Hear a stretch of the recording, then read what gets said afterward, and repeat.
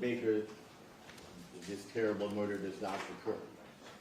Without Ms. Sementilli, I believe it still could have occurred and would have occurred. She had no direct, obviously, contact with her husband. Their background speaks for itself, despite the unfortunate end which occurred in terms of their relationship. And as far as I'm concerned, if this case does not happen, this terrible murder does not occur without Mr. Baker coming into her life, in which she obviously has suffered and will continue to suffer the consequences. It was a choice she made, a terrible choice, and the results we know. Obviously, she has no prior record or history, unlike Mr. Baker. So we'd ask the court to impose a less serious sentence of 25 years to life as opposed to life without parole, which I believe the court does have the discretion to do, and we ask the court to do so. Thank you. Anything else? No. Thank you. Any more people? Yes, Your Honor. Obviously, I'm sure it comes as no surprise to the court that people categorically disagree with defense counsel's categorization of what went down in this case. This is a defendant who is extremely deserving of the sentence of life without parole. I know from past history in our office, perhaps had there been a different administration, I remember a case regarding the Green Widow who did something similar to this, and she received the death penalty. This is one of the most premeditated, calculated, devious murder conspiracies I've prosecuted during my 31 years at the district attorney's office. And as this court knows, I have handled numerous cases involving serial killers. This is a defendant who, but for her actions and her decisions, her husband, Fabio Sementilli, who gets lost in all of this circus that goes on every time we have one of these cases, he would still be alive today. This was a completely senseless murder driven solely by this defendant's greed and her lust, which we saw on full display during the trial that took place over the course of several months this year, based on her desire to get rid of her husband because he no longer served her purposes, and she needed to have a way to fund her life together with Robert Baker, who she chose over her husband, and whether her kids want to believe it or not, over her children, because they never ever even came up in any of the conversations that she had with so many people who testified in this matter. It's incredibly despicable as far as motives go, because again, without her and her plotting and her planning the murder of her husband, he would be alive today. But then you add to it the lengths this defendant went to in order to conceal and destroy evidence, and how time and time again she got others to do her dirty work for her, including her lover, so that he could get the murder done and she could take a step back and pretend to still be this loving wife, which we all know was a complete act. And once and again, it showed through the admissions that she was caught making in the jail lockup, through the letters about getting rid of her husband and wanting to marry Robert Baker, through the entire complex setup of this time frame for that day, shows a level of sophistication and planning that I rarely see in these kinds of questions, these kinds of cases. There is no question but that this defendant was the mastermind behind the murder of Fabio Sementilli. One only had to listen to Robert Baker's testimony for about 10 minutes before you got the clear picture of who was the mastermind between the two. Mr. Baker isn't smart enough to even follow up his lies with consistency. There was nothing that was credible about his testimony, and the jury so found. in addition to that, we had the testimony from Christopher Austin, and while he was kept out of the center of the conspiracy between the defendant and her lover, Robert Baker, he knew enough that this was being done at her behest. And as I've said from the beginning of the trial, this case was about the ultimate betrayal. This was one that I'm sure Fabio Sementilli never could have imagined in his wildest nightmares was coming. That his wife was literally plotting his murder with her lover. It's an absolute betrayal, not only of Fabio Sementilli, the victim in this case, but of her children, who have been brainwashed by her lies and her deception. And that's their choice. They're adults now. If they choose not to face the truth, that's on them. But we're here to do a job. We've done our job. The jury did their job. And we're here to hold the defendant, the main player, the heavy in this case, responsible for her actions. She used her family, her children, her parents, her sister, to do her dirty work for her, to lie to their father in order to cover up this scandalous affair that she had been having for at least a year, and God knows what else she used them for. She manipulated everybody, all of her friends, all of her family, anybody who came into contact with her for the most minor of things, such as buying a vehicle. We heard about that. Fabio's co-workers, his colleagues from a multi-billion-dollar company fell all over themselves trying to help her and the family after the murder, and yet they were treated with such disgust and disdain on the stand, as if those people somehow had done something wrong because they were reaching out to help the defendant, who they thought was this innocent widow who had lost her husband by some horrific tragedy, not of her own making. What we have in this case, just to be clear, although I think it was very clear through the trial, was the fact that this defendant and Robert Baker are a perfect match. You have two sociopaths who are completely incapable of any feeling of remorse or guilt. From the beginning until the end, and even now, the defendant is sewing a news story about how she somehow was taken advantage of by Robert Baker. And the stories, the defenses just continue to change as she sits in the jail. I think she's probably even convinced herself of that at this point, which is completely typical of sociopathic behavior. They only feel sorry for themselves, believing they're the true victims here. It was proven over and over and over again by their appalling recorded conversations in custody.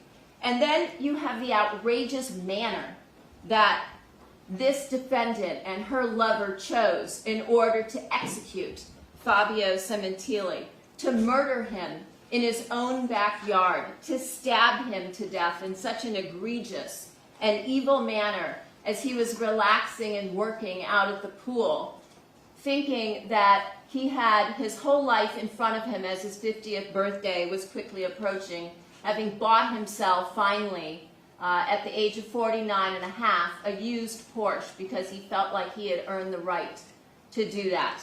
And yet his entire life, his entire future was savagely taken from him for absolutely no reason, stabbed to death in his own backyard.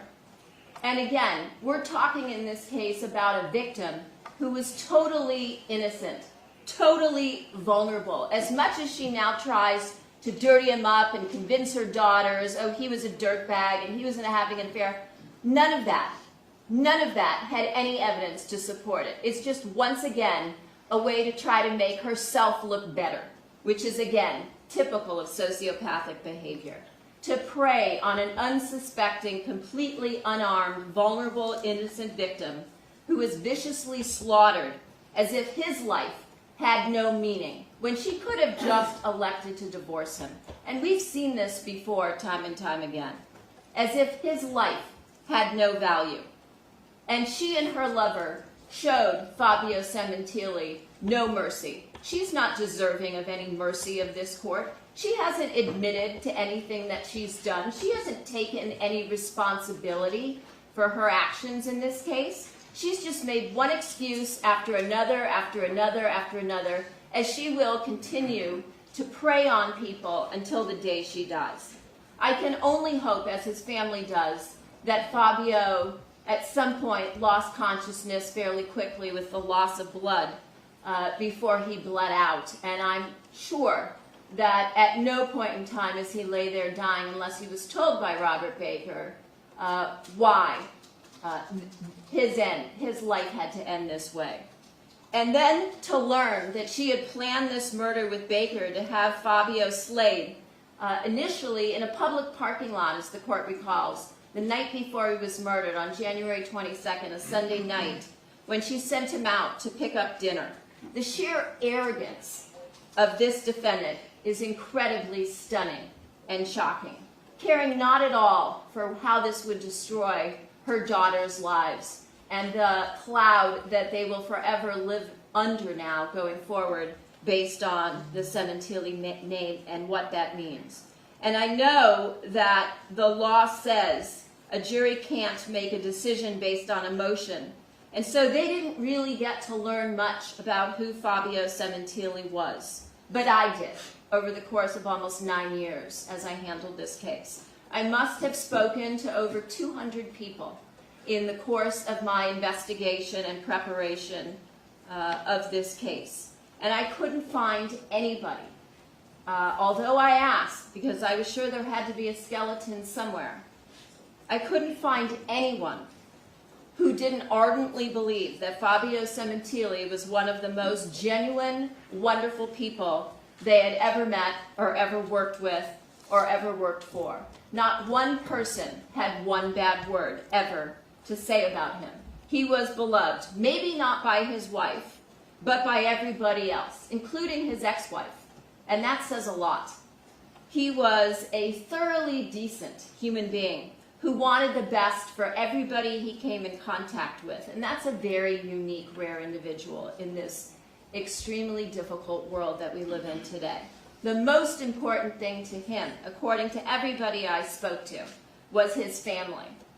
And that's why this murder was such a betrayal by his wife.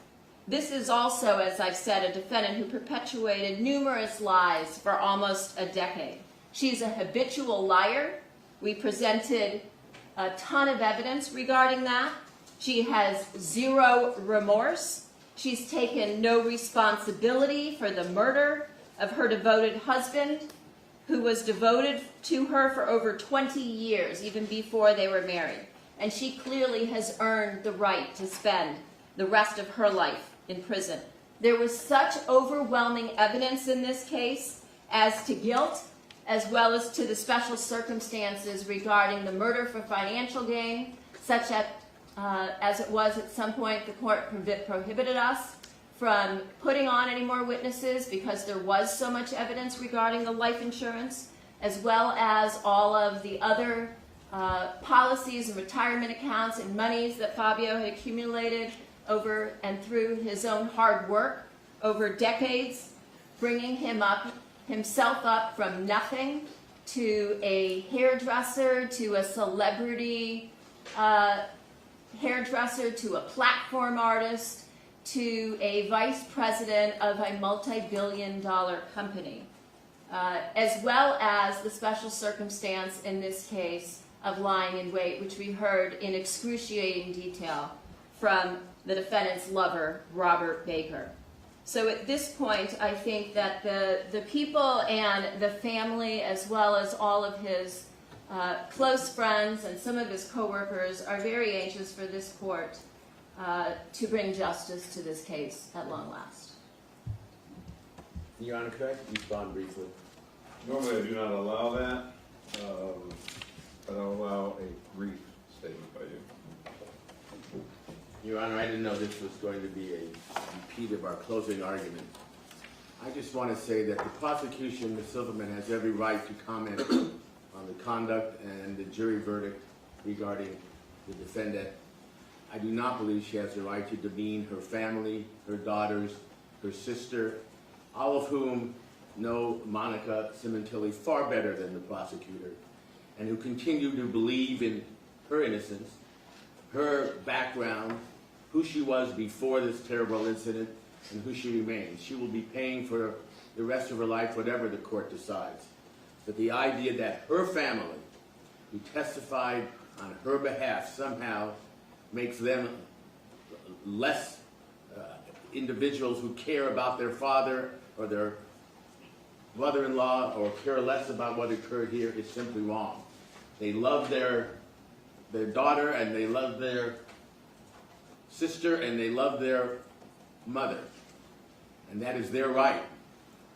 And they testified under oath here what they felt and believed and still believe. I do not think it's proper for the court to consider, and I don't think the court will, but for the prosecution to attempt to demean their character and their love for their mother and their sister, as Ms. Silverman has just done, and I object to it. All right, thank you. Ms. Simmons, anything further? Yeah, I did no such thing. Any second statement, please? There are. All right, if I can, I'm addressing all those that are going to testify or give a statement. You do so at the podium.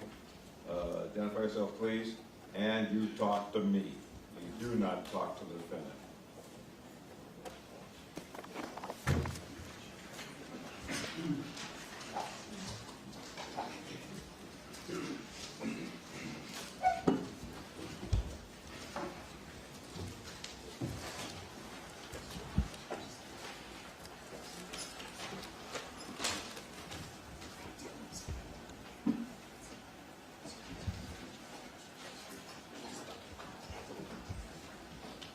Good morning. My name is Luigi Sementilli. I'm Fabio Sementilli's son from his first marriage.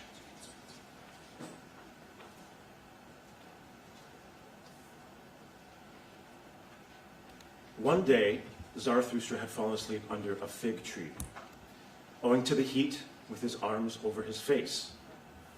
And there came an adder, and it bit him in the neck, so that Zarathustra screamed with pain. When he had taken his arm from his face, he looked at the serpent, and then did it recognize the eyes of Zarathustra, wriggled awkwardly, and tried to get away. "Not at all," said Zarathustra, "as thou hast not yet received my thanks. Thou hast awakened me in time. My journey is yet long." "Thy journey is short," said the adder sadly. "My poison is fatal."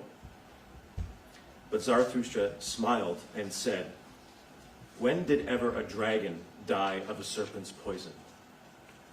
Take thy poison back. Thou art not rich enough to present it to me." Then fell the adder again on his neck and licked his wound. I wish I could embody this Nietzschean virtue. I always thought that when this moment came, I'd have a holster full of the nastiest, most vengeful and vitriolic words I could possibly muster to do my part in speaking truth to power and righteousness to evil. But that's not what I'm going to do here today. I have no poison to give back to the adder. Because I've come to believe that you become what you behold. And if I hold on to cruel, hateful, and vindictive thoughts, then I too will become a cruel, hateful, and vindictive person. And I refuse to be made worse from this experience. Instead, through my own alchemy, I transmute the poison into a life-affirming vital essence to become a better and more resilient version of myself. That is my metamorphosis. I will now recite one more reading from a work of fiction, and that will conclude my statement. By rights, we shouldn't even be here, but we are. It's like in the great stories, the ones that really mattered.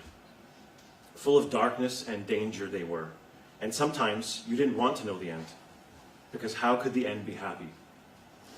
How could the world go back to the way it was when so much bad had happened? But in the end, it's only a passing thing, this shadow. Even darkness must pass. A new day will come, and when the sun shines, it will shine out the clearer. Those were the stories that stayed with you, that meant something, even if you were too small to understand why. But I think I do understand. I know now. Folks in those stories had lots of chances of turning back, but they didn't. They kept going. Because they were holding on to something. What are we holding on to? That there's some good in this world, and it's worth fighting for. Thank you. Thank you, Mr. Sementilli.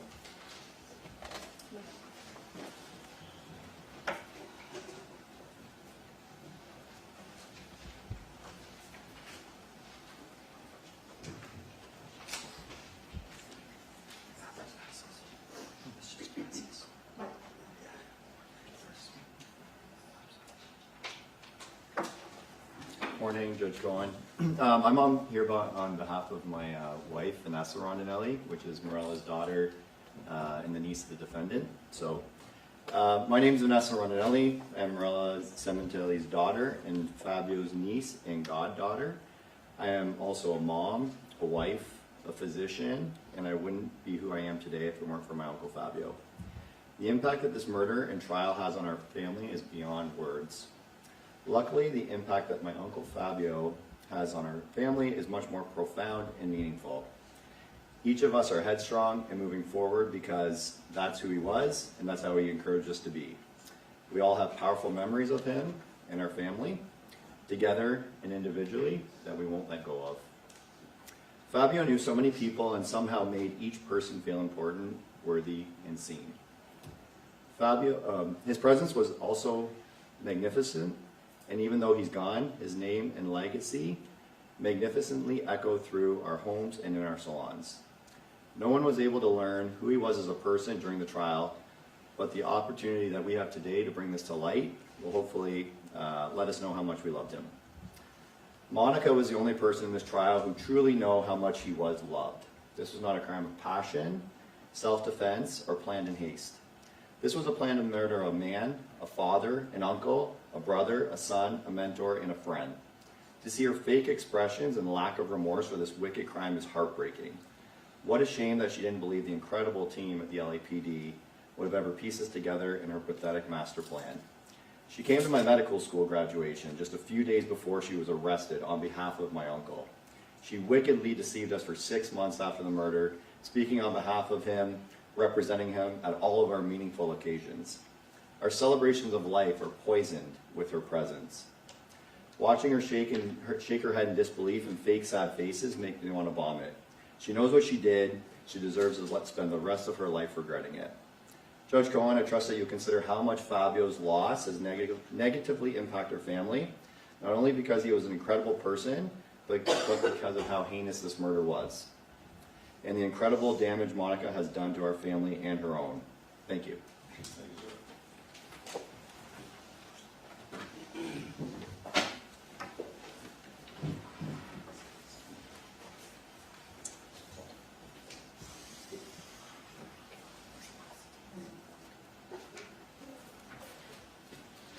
Good morning, Your Honor. My name is Isabel Pacillo.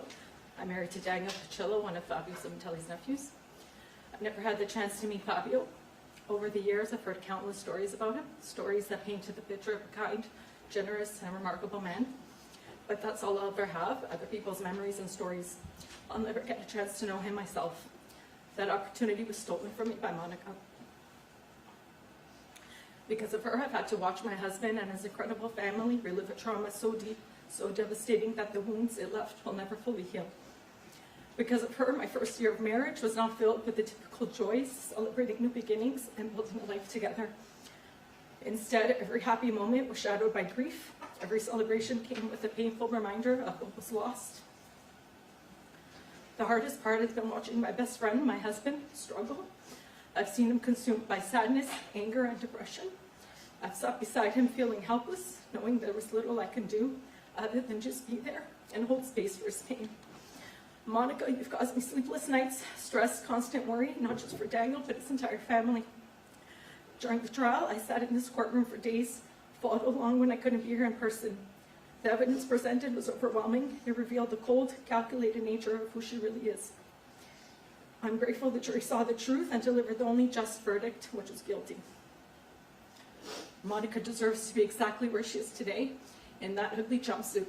In fact, I believe she deserves worse for orchestrating this horrific murder and destroying not only her own life, but the lives of so many others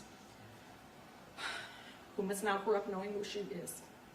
Monica's sentencing doesn't undo the pain, but it sets us on the right path to begin healing. Thank you, Your Honor.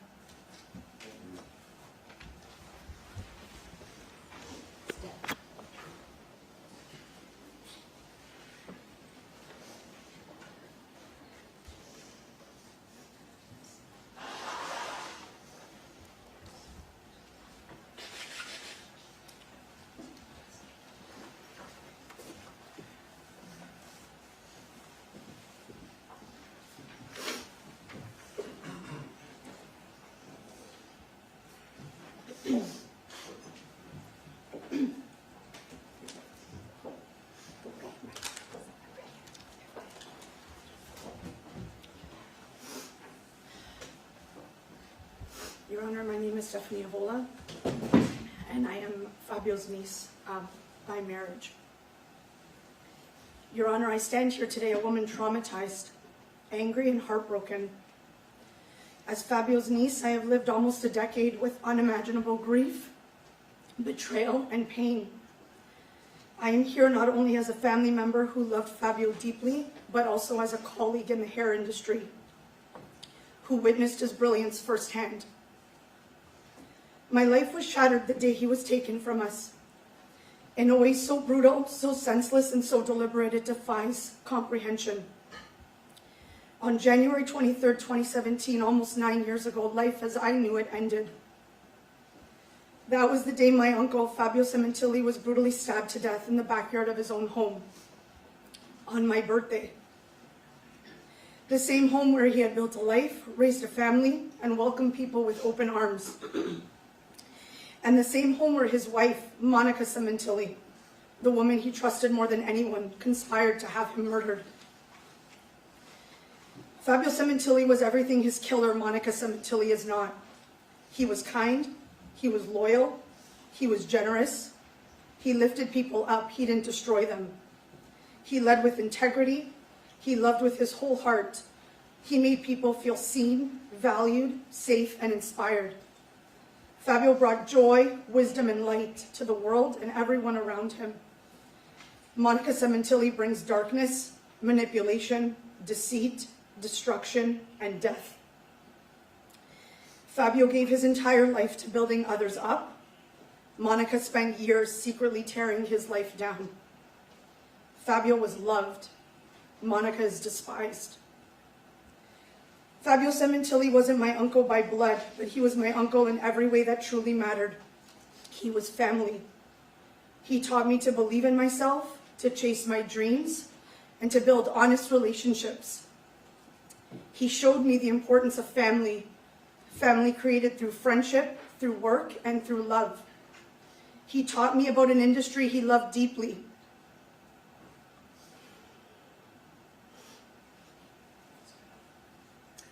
And I feel incredibly fortunate to have witnessed his big daddy magic in full force.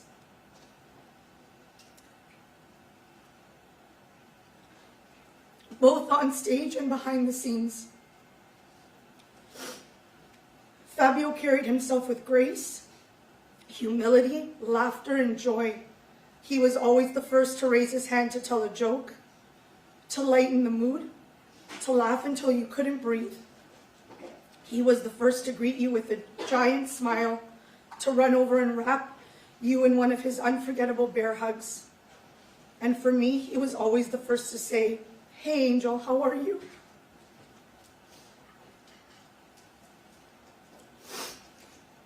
Fabio's favorite saying, "Charge the mountain," has become a daily mantra for me and my family.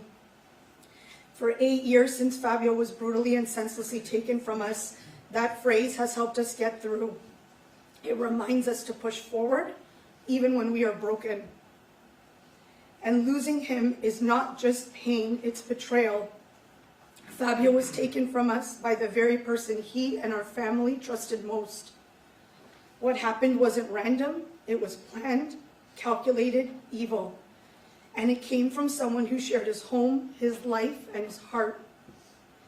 It came from a woman my family showed love and respect to for over 20 years. The same woman who smiled in our faces while plotting Fabio's murder behind our backs. The same woman we comforted, supported, and defended while she betrayed us all. The same woman who played the grieving widow while secretly having an affair with a convicted sex offender, conspiring with him to kill her husband. And so today, Your Honor, I stand before the monster who deceived us all and who set this entire plan in motion, who lied, who schemed, who manipulated, and who murdered. Monica is the reason my family is broken. The reason my family knows names like Robert Baker and Christopher Austin. The reason Fabio is dead. The reason we have all been dragged through this unbearable, lifelong nightmare. The reason a 2.5-month trial was held, and the reason we are all here today. None of us sitting in this courtroom today could have possibly imagined the level of pain, betrayal, and sheer evil that would rip through our lives and redefine who we are. That is the evil of Monica Sementilli, an adulterer whose selfishness, treachery, and complete absence of human decency shattered our family, destroyed the man who trusted her most, and left us all with a life sentence of grief, rage, and unanswered questions. A monster who was found guilty on April 11th in this very courtroom by 12 unbiased jurors. Guilty of first-degree murder, conspiracy to commit murder, murder by means of lying in wait, and murder for financial gain. 12 strangers, 12 people with no connection to our family. And yet, after hearing the evidence, after seeing the lies and the cruelty laid bare, they saw the truth as clearly as we always have. I remember that phone call from my husband. The call that shattered everything.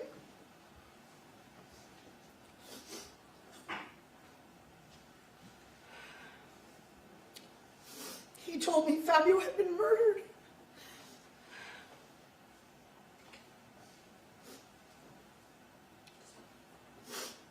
I dropped to my knees in pure grief. Pain shot through my body like electricity. I was sick to my stomach. I couldn't make sense of what I was hearing. And even though that day was almost 9 years ago, I remember it like it happened yesterday. The details are burned into my memory. Every moment, every word. I remember my husband yelling through the phone, "They killed him. They killed my uncle."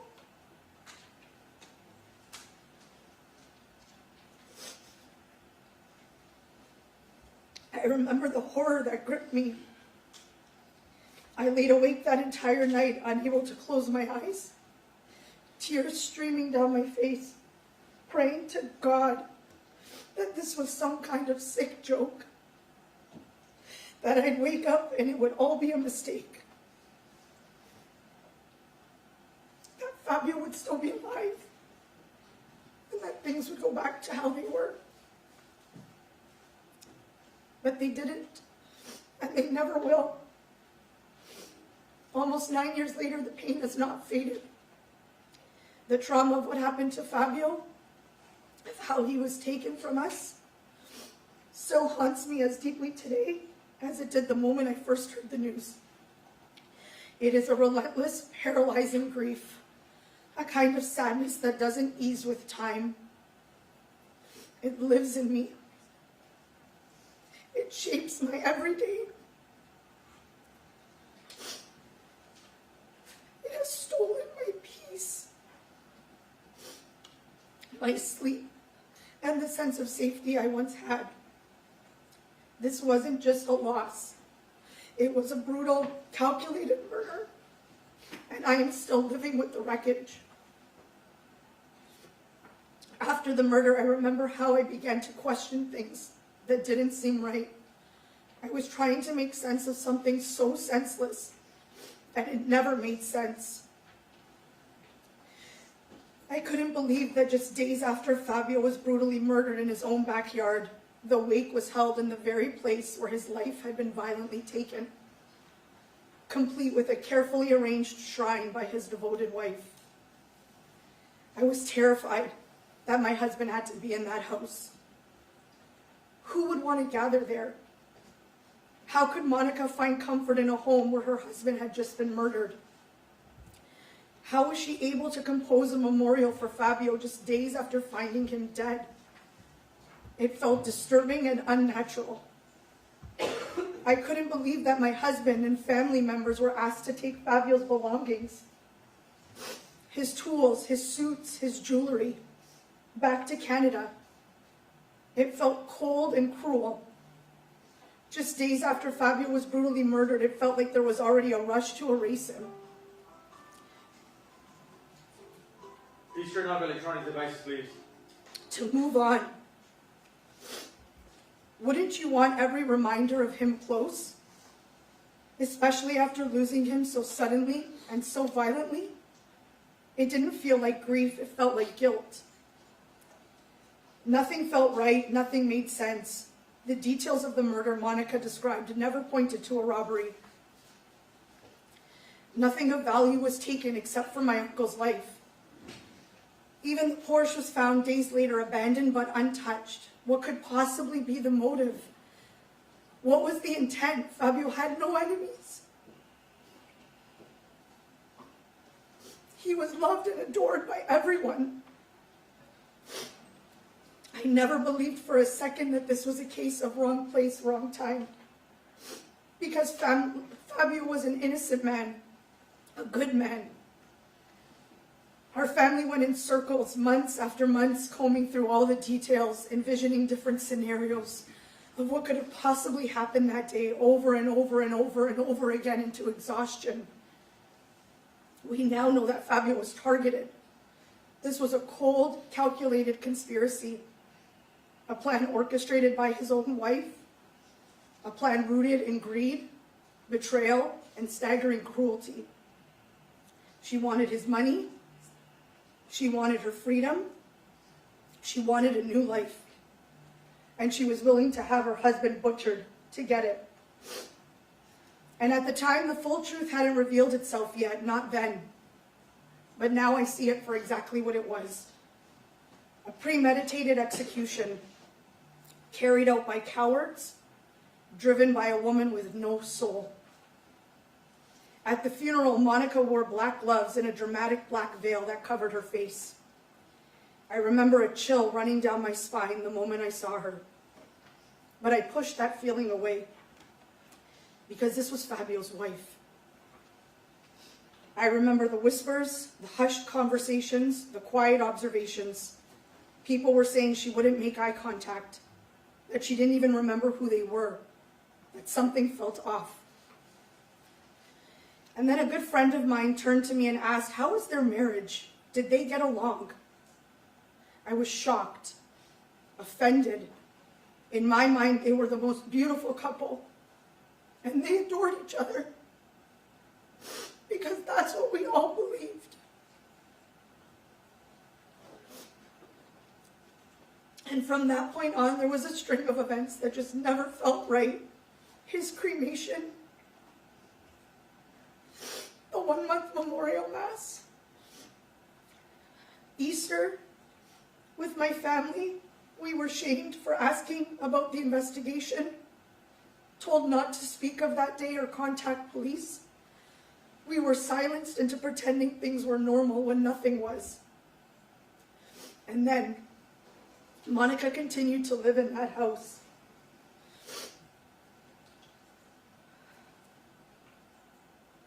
This wasn't just any house, it was a crime scene. It was the place where her children lost their father in the most violent, terrifying way imaginable. And still no urgency to restore the security system and no concern for her daughter's safety. I was living thousands of miles away and I was terrified for them. I felt helpless. I now know that Monica never needed protection because she had a very clear understanding of exactly who the killers were. and she was one of them.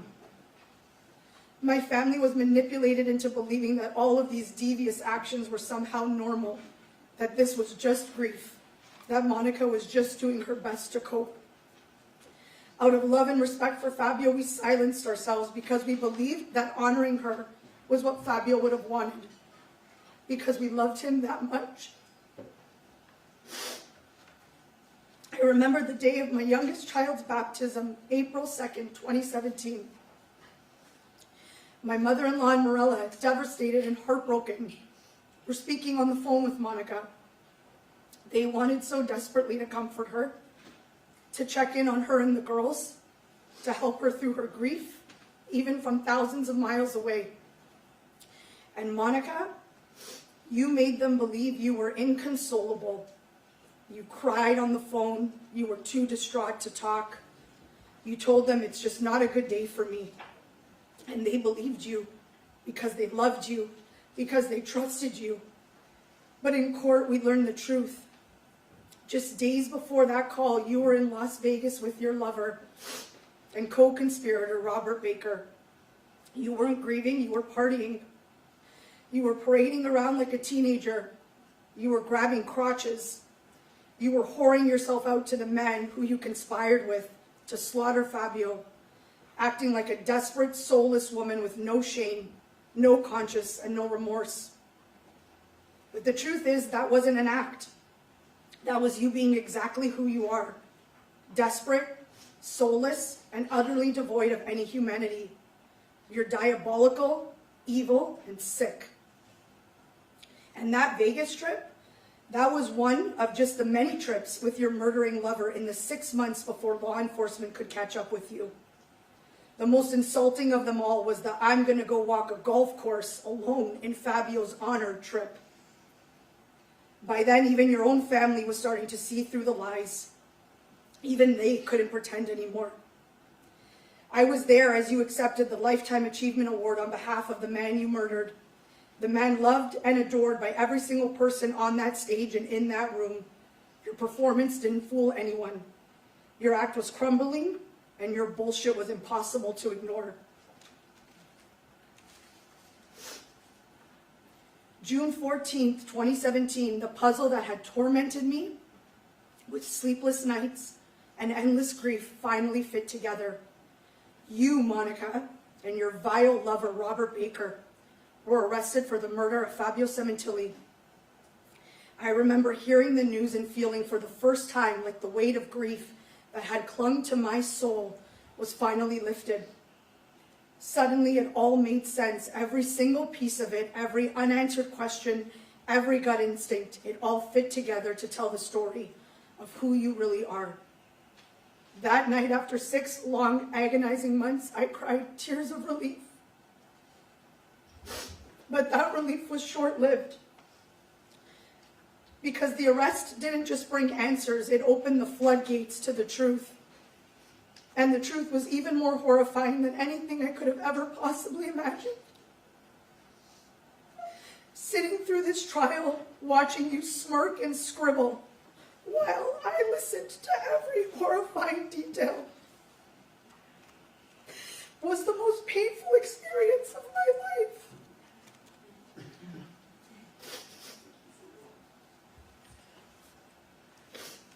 I was sick to my core, broken. Never in my darkest nightmares could I have imagined an 18-month torrid sexual affair between Monica Sementilli and a convicted sex offender named Robert Baker. Never could I have conceived that these two despicable, vile creatures would be scheming and plotting Fabio's death to steal his life insurance money and start a new life together. Never in all of time would I have imagined Monica living a double life so evil, so depraved, that she would set up her own husband to die, while the rest of us watched her Instagram posts peg her as the grieving, devoted wife. But perhaps the most horrifying part of it all, never could I have imagined that she had planned this execution so that her youngest daughter would be the one to arrive home first, so that her own child would be the one to discover her father's lifeless body, brutally stabbed to death. Only a devil could carry out something so calculated, so cruel, and so utterly heartless against her own child. Never could I have foreseen the mountain of evidence collected by the LAPD, a mountain so overwhelming, so undeniable, that it would prove beyond any reasonable doubt that Monica Sementilli orchestrated the murder of Fabio Sementilli. Never in my worst nightmares could I have imagined hearing her and her murdering lover, in their own words, recorded from jail, casually dissecting the murder they committed. Monica didn't sound broken, she sounded proud, wicked, calculated. I was sickened to hear her profess her love for the man who police told her slaughtered her husband. My poor uncle had no idea the devil that lay beside him. On the recordings, you could hear the two of them whispering, laughing, and scheming, spewing lies to get the evidence to fit their version of reality. I was listening to the minds of two full-fledged, cold-blooded criminals, and I was sick. They discussed the lack of video surveillance, not just on the day of the murder, but even mentioning the attempt the day before. They discussed the DNA.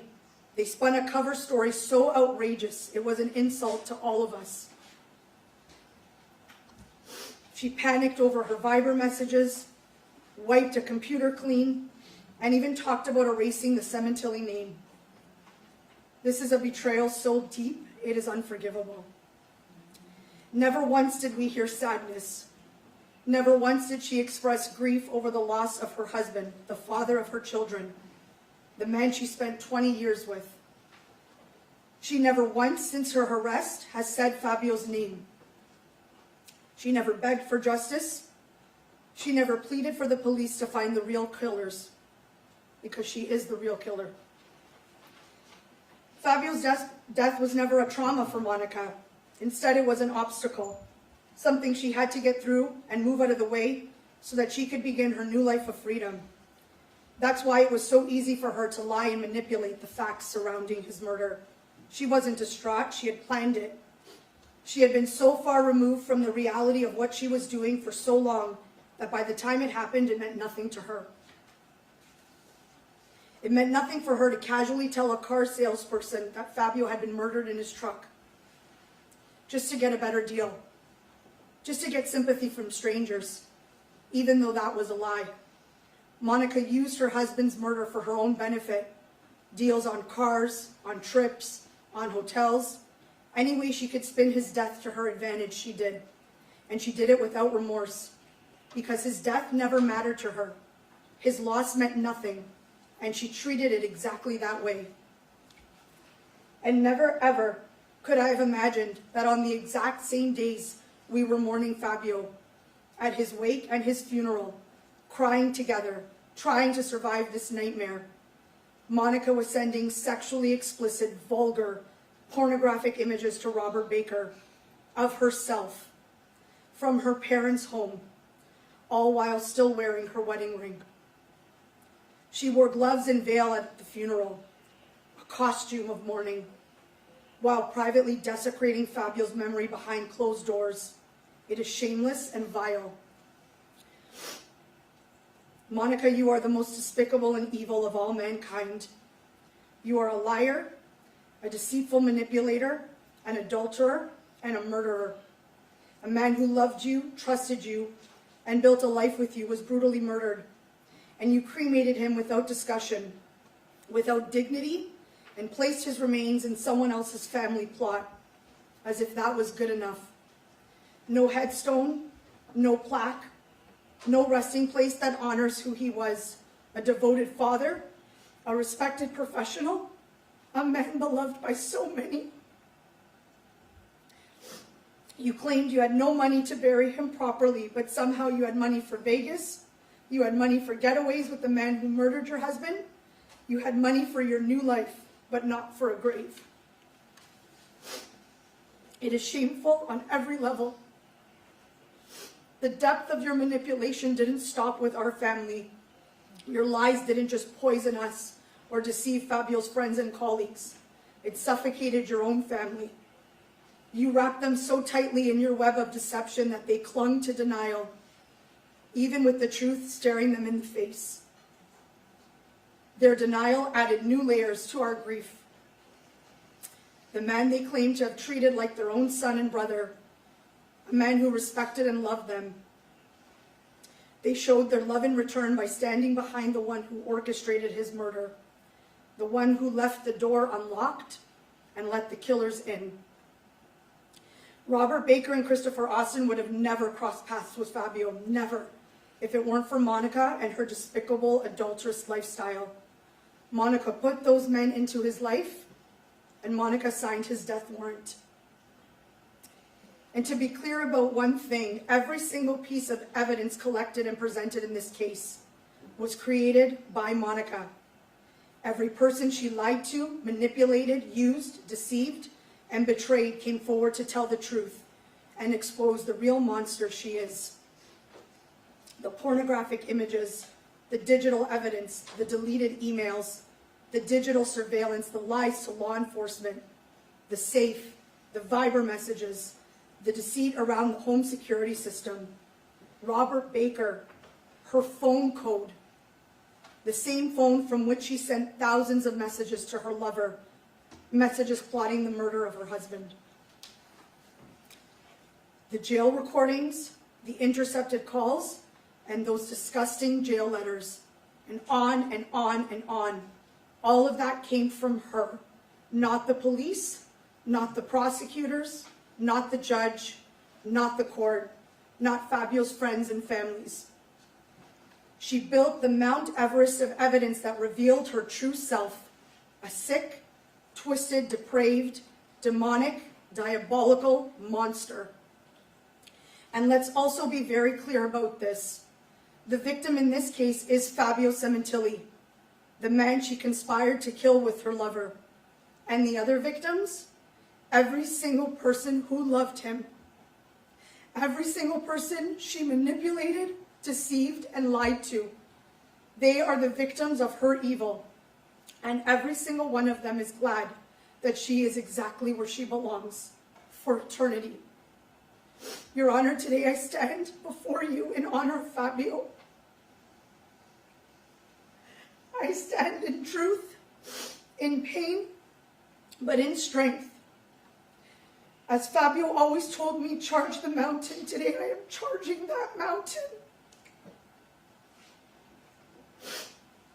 For him, for our family, for every single person whose life was touched by Fabio Sementilli's light and shattered by Monica Sementilli's darkness. We are the victims, and she is exactly where she belongs. Your Honor, we beg this court to sentence Monica Sementilli to the maximum penalty allowed under the law, so that she never again walks free and never again breathes the fresh air of the life she so brutally stole. Let her spend the rest of her days behind bars, vanishing into the darkness that mirrors her soul. Our family deserves peace, knowing that, like a rabid animal, she has been locked away, trapped in the cage of her own destruction for eternity. Let us never again speak her name in the same breath as Fabio's. Let us forget everything about her, who she was, who she pretended to be, and who she actually is, for she is nothing. Nothing but a hollow shell, a soul devoid of any humanity. Let her be haunted for the rest of her days by Fabio's voice, his laughter, and his face, every single time she closes her eyes. There will be no peace, no silence, just the constant echo of the man she betrayed and destroyed, the man she will never outrun, even in her sleep. Let her be forgotten as the clump of nothingness that she is. Her mantra is ride or die. Well, Monica, Now you can ride or die in prison. Thank you.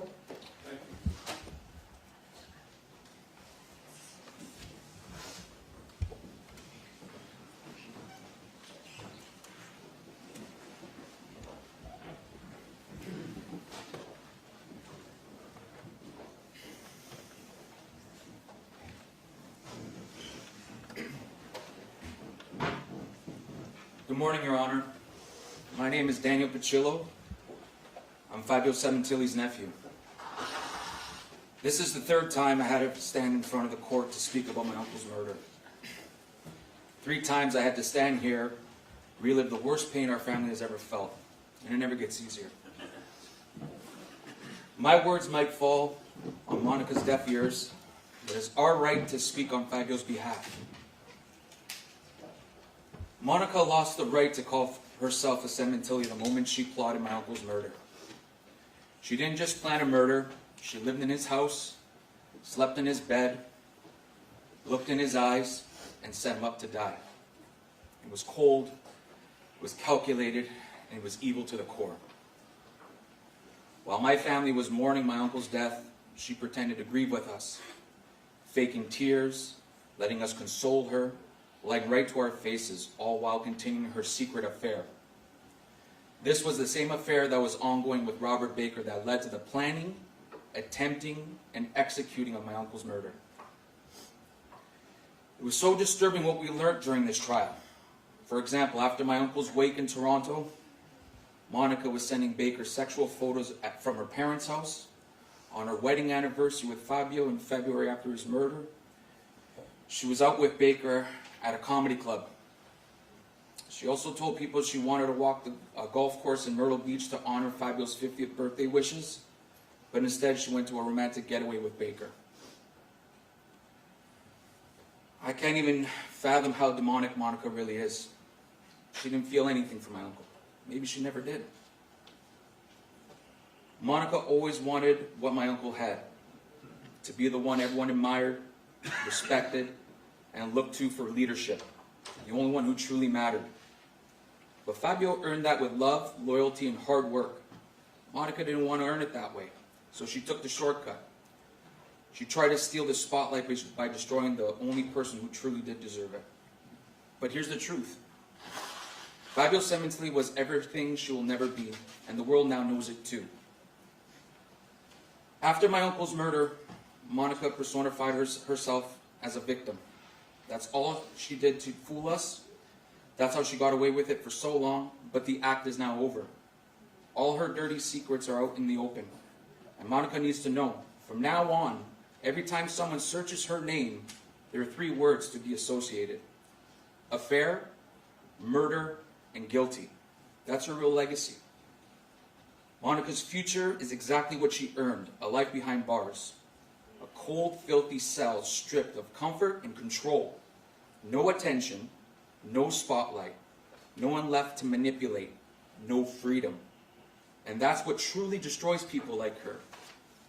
Not just the prison walls, but the reality that she'll be missing everything that matters. Birthdays, weddings, graduations, and even funerals. The world will keep turning without her, while she remains frozen in time, alone in that cell.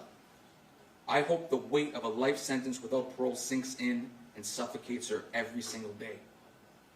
In closing, Fabio mattered.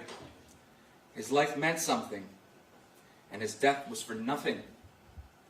I miss and think about my uncle every day. I have his picture hanging in my office, where I still ask him for his advice. I miss him dearly. Monica's decisions and actions left scars we'll carry forever. Judge Cohen, I ask you, don't let anyone else suffer as we have. Please sentence her to the fullest extent, life without the possibility of parole, for our Fabio and for our family. Thank you. Your Honor, I have a statement to read before the last couple. This is from Vonda Carino, the former wife of Fabio Sementilli and Luigi's mother. Your Honor, Judge Cohen, I am the person whose life was upended the moment she chose to involve herself with my then husband Fabio, a married man, the father of my young child. She did not just interfere with a marriage, she dismantled a family. What she took was not just a man, but the foundation of my home, the security of my son Luigi's childhood, and the unity that once held our family together. Because of her, Luigi became a latchkey kid during the week and a suitcase kid every other weekend, living by the terms of a divorce agreement. She was quick to invoke her Italian roots when it suited her, declaring divorce was not an option for her. So why was it expected to be one for me? It began with her taking Fabio from me and my family, and somehow that was not enough for her. In the end, she took him from everyone, with no sorrow, no shame, and no remorse. Having never lifted a finger, she remains blind to the realm of selfishness and sacrifice, concepts foreign to a life untouched by struggle. She took what she wanted because the heaviest decisions she ever faced were whether to sunbathe, hit the gym, get her nails done, or pick an outfit. Choices born of comfort, not cost, and yet even that did not satisfy her. She is nothing more than a parasite who lived off the backs of Fabio's sacrifices and claiming worth from achievements that were never hers to begin with. And with one act, she ripped a father from his children, a son from his mother, a brother from his siblings, an uncle from his nieces and nephews, and a friend from countless hearts. She did not just end a life, she shattered entire generations. She needs to face the weight of that. She got herself exactly where her actions led her, isolated, directionless, and utterly responsible. I thank the court for your time. Thank you.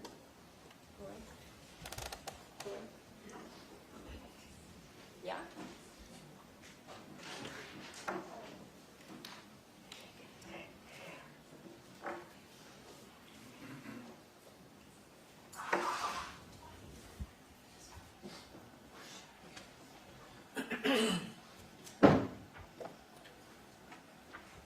My name is Anthony Piccillo, Fabio Sementilli's oldest nephew. Honorable Judge Ronald Cohen, I stand before you today not only as a grieving nephew, but as a voice for my uncle Fabio, a man whose life was stolen from him in an act of calculated betrayal and unimaginable cruelty. Fabio was more than a husband, father, brother, son, and friend. He was a radiant person with a huge smile, a booming laugh, and a presence that brought joy and energy wherever he went. He built a beautiful life through hard work, dedication, and extraordinary talent. And he gave everything to the people he loved, especially his children. What happened on January 23rd, 2017 was not a crime of passion or impulse. It was a cold, calculated conspiracy. Monica Sementilli, the woman Fabio trusted most, his wife for over 20 years, helped orchestrate his murder for money, lust, and freedom from a man who had done nothing but love her. I truly believe Monica resented Fabio, not for what he had done wrong, but for what he had accomplished. She envied the attention he received, the success he built, and the respect he earned. Rather than be proud of her husband, she was jealous of him. In her mind, being married to Fabio kept her in the shadow. And so she sought validation elsewhere, telling lies about being a professor when she had no such education, and reinventing herself beside a man who was a convicted sex offender, a former adult film actor, and a racquetball instructor. That betrayal from wife to conspirator is something this family will never recover from. This was not a lone act of violence. This was a plan executed by three people: Robert Baker, who stabbed Fabio, Christopher Austin, who admitted to joining in the killing, and Monica, who unlocked the door, both literally and figuratively, for this nightmare to happen. She provided access to surveillance systems. She tracked Fabio's movements. She created the window of opportunity. And when it was all over, she put the mask of a grieving widow on. She cried for the cameras while secretly going out with Baker, pretending to walk her husband's favorite golf course, visiting comedy clubs, traveling to Vegas for her lover's birthday, as though she had not just buried her husband. She posted online about how much she missed him while simultaneously mocking his memory with every lie and every celebration. She showed no remorse. Instead, she manipulated her children, her friends, and the public. She did this not only to escape justice, but to continue chasing a fantasy life of luxury, one she expected to fund with life insurance money and stolen assets. She betrayed not just Fabio, but her daughters and stepson. She left them without a father, and worse, with the lie that her mother had no role in it. In doing so, she shattered our family's bond and created a divide that still lingers today. We now live with the unbearable knowledge that Fabio, a man full of life, hope, and generosity, died terrified, restrained, and pleading for mercy. His daughter came home to discover the aftermath. That horror will never leave us. We lost more than Fabio that day. We lost our peace, our sense of family, and our belief that those closest to us can be trusted. We lost a light in our lives, a man who deserved so much better. For all of this, we respectfully ask the court to impose the maximum sentence allowed under the law. Life without the possibility of parole. Monica Sementilli made choices rooted in greed, envy, and manipulation. Choices that cost an innocent man his life. This sentence will not bring Fabio back, but it will send a clear message that such evil, masked behind a smile, cloaked in deceit, will not be forgiven. We will carry Fabio in our hearts every day, and we ask that the sentence reflect the loss of our family has suffered and the extraordinary cruelty of this crime. Thank you, Anthony Piccillo, Fabio's oldest nephew. Noted.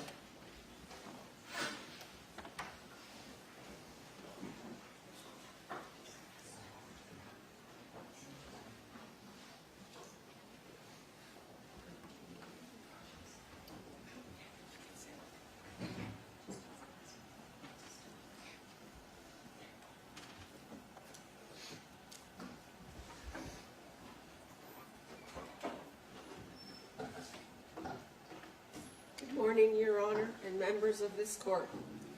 My name is Loretta Piccillo. I'm Fabio's eldest sister. I stand before you as a sister whose life was shattered by unimaginable betrayal. I am filled with pain, bitterness, and heartbreak. On January 23rd, 2017, my brother Fabio was ambushed in his own backyard, stabbed multiple times. One of those wounds pierced straight through his heart. They silenced him, held his eyes closed, covers his mouth, and he never stood a chance. And the person responsible wasn't a stranger.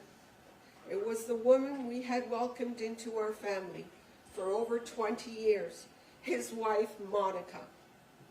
I am ashamed to admit that Monica was my sister-in-law for 2 decades. We treated her like family, and she betrayed all of us. That day, she told Fabio she was going out to get dinner and left the front door unlocked so that her lover and accomplice could enter the home. Monica walked out knowing full well that within minutes, her husband, Fabio, will be viciously attacked and held down. Only a demon could orchestrate the murder of a loving husband. then savagely time it so her own daughter would come home to find her father's lifeless body lying in a pool of blood. Family meant everything to Fabio. I try to pick up the pieces of my broken heart. I still can't make sense of it. How does a woman who had everything desire a dirty life of multiple partners, sex-crazed men act like a slut, wearing sleazy outfits? You had it all, Monica, and you threw it away. You burnt it to the ground. For what? Lust? Greed? Attention? There's a darkness living inside of you that no mortal can understand your evil treason. You're rotten through and through. No amount of pretending, lying, or manipulating will ever hide the truth. We all saw and heard. She is demonic for the merciless crime on my vulnerable, defenseless man. Fabio's strength was his presence, steady, warm, unforgettable. He had a bold, radiant force that drew people in and made you truly feel seen. His laughter was the soundtrack of every room he entered, deep, joyful, full of life. You always wanted to be near Fabio, because wherever Fabio was, that's where the party was. I miss him more than I can ever express. I want to thank him for being the greatest brother, the heart, the soul of this family. We will never stop speaking his name. I love my brother Fabio. We shared childhood memories and laughter that only siblings who had truly adored each other know. I could call him at any time. He'd answer. How are you, my beautiful sister? He would make me laugh. It's all the little things he did that left a mark on my heart for him. And he should still be with us today. My heart is permanently broken. He mentored people across the world. He gave without ever expecting anything in return. I am forever proud of my brother, especially when people from all over the globe share on how Fabio changed their lives, how his kindness, wisdom, and generosity left a lasting mark. As Fabio grew older, he held a broken family together with strength, laughter, and love, never once complaining. My brother was so excited to turn 50 in 2017, and it is agonizing to reminisce of the 50th birthday celebration that never happened. All he wanted was to go to Pebble Beach. How can I ever forget this deceit? How will I ever heal? When will there ever be rest for my heart? I turn to you, Judge Cohen, to facilitate a sentence fit for the monster who took away his right to live. The same woman who sat at our dinner tables, laughed with us at our birthdays and holidays, was the calculating architect of my brother's murder. My heart sank when I came day after day to this courtroom, week after week, afraid to learn that there was an earlier attempt to take Fabio's life on January 22, learning that she was planning on taking his life in a plaza while ordering food for his girls is a visual I can never forget. Monica never displayed an ounce of sorrow or a tear, regret, or responsibility. She sat there with a stupid look on her face and a pout with sheer malice, lips pressed together in a frown, but her eyes gave it all away. I saw arrogance. The prosecution delivered a mountain of evidence, unraveling the truth for the world to see and hear. I was traumatized all over again, day after day, week after week, the chilling truth of the secret life Monica had been living. And hearing Baker and Austin explain the most unbearable details, hearing how they crept up on my brother while he was sitting peacefully in his favorite chair, A place that was supposed to be his sanctuary turned into the site of his execution. Monica, for this, I pray you will burn in hell. Your pathetic soul can rot from the inside out for all I care. I will recover, knowing that you are in a hellish prison, serving a life sentence, which is still not enough for what you did to Fabio. You manipulated your daughters, your stepson, our family, Fabio's co-workers, and friends, using everyone for blood money so that you can fund that animal of your boyfriend, Baker. In these 8 long years, I never imagined the cruelty I learned of her doing in this courtroom.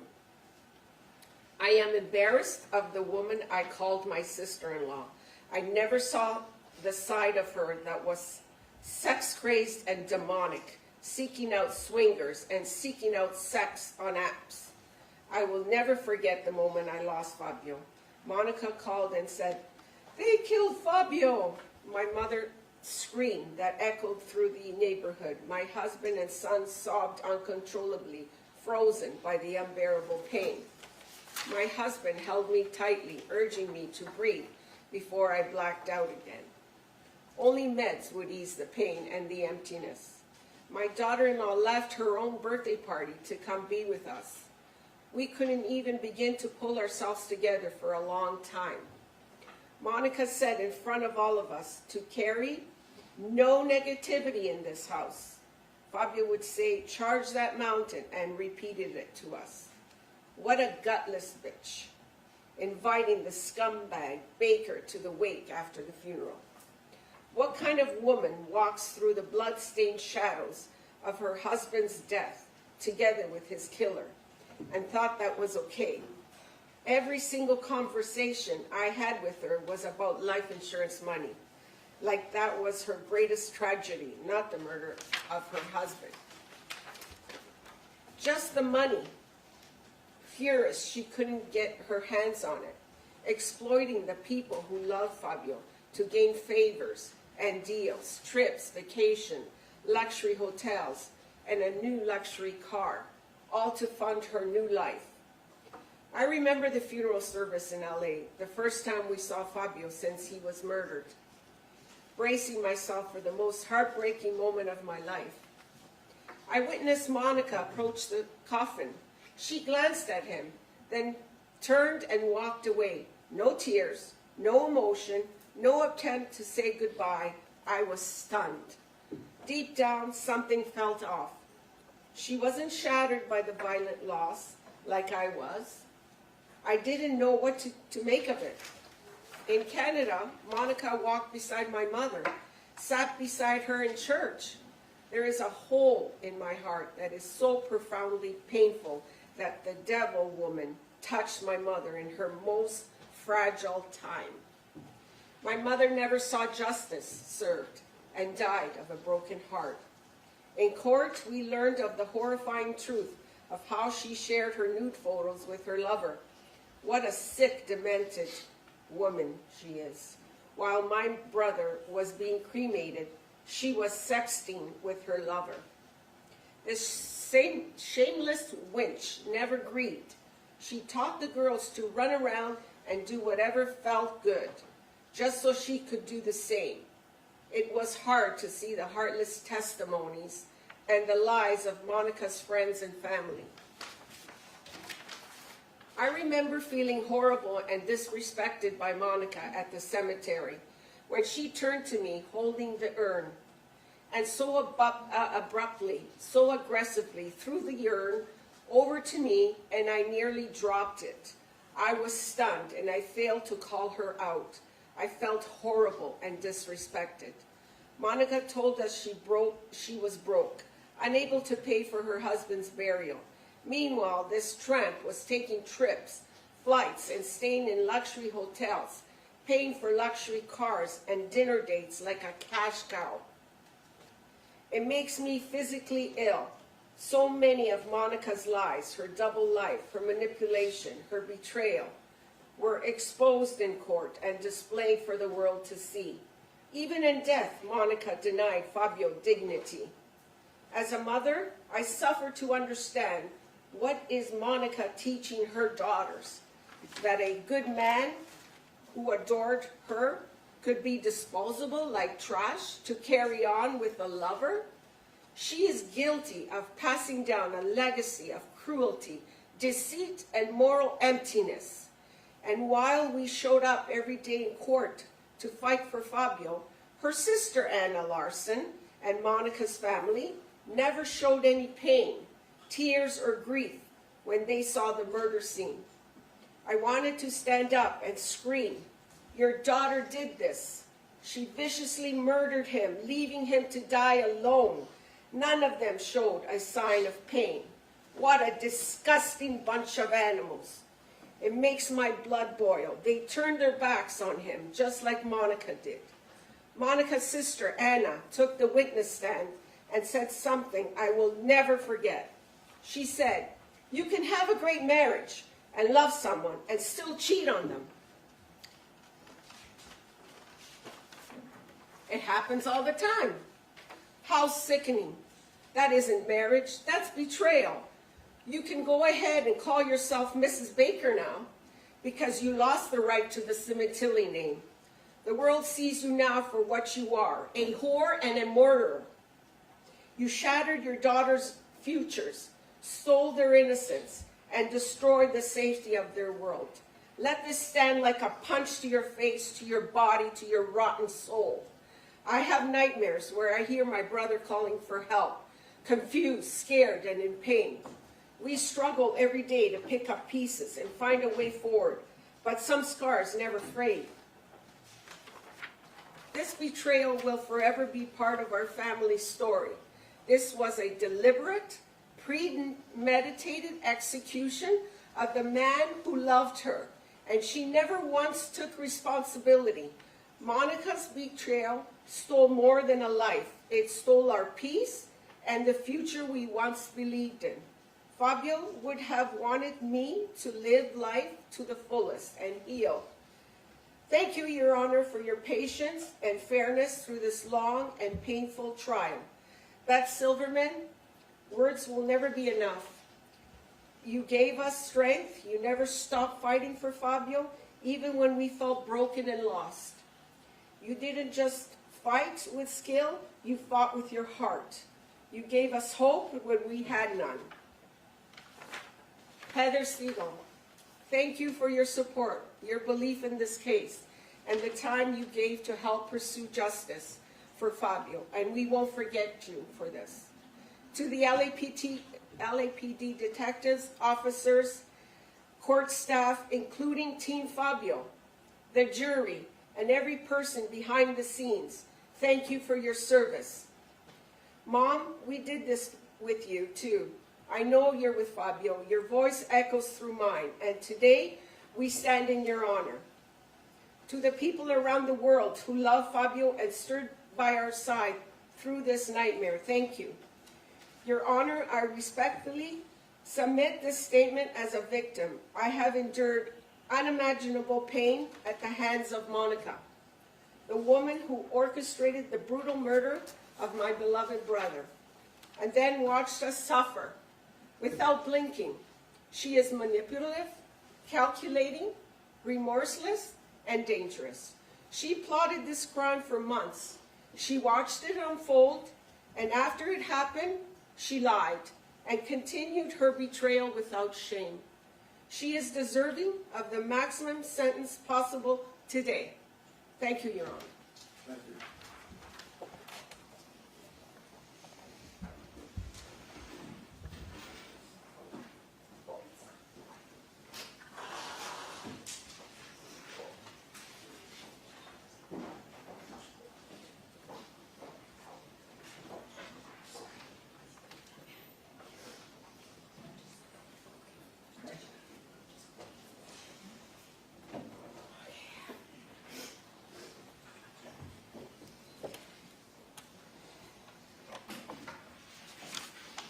Good morning, Your Honor, members of the court.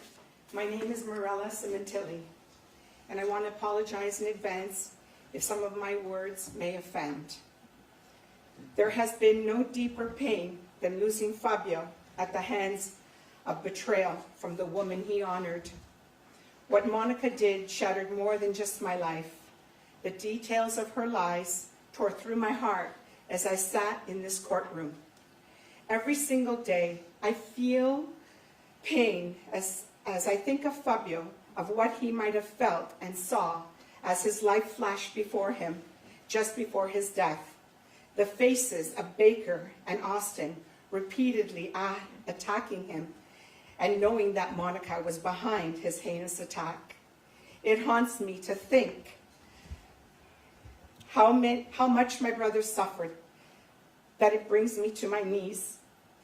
He was sitting in his special chair, the one place he treasured, and it tears a strip from my soul thinking about Monica's sentencing and how I pray she has a life in a prison for her life sentence.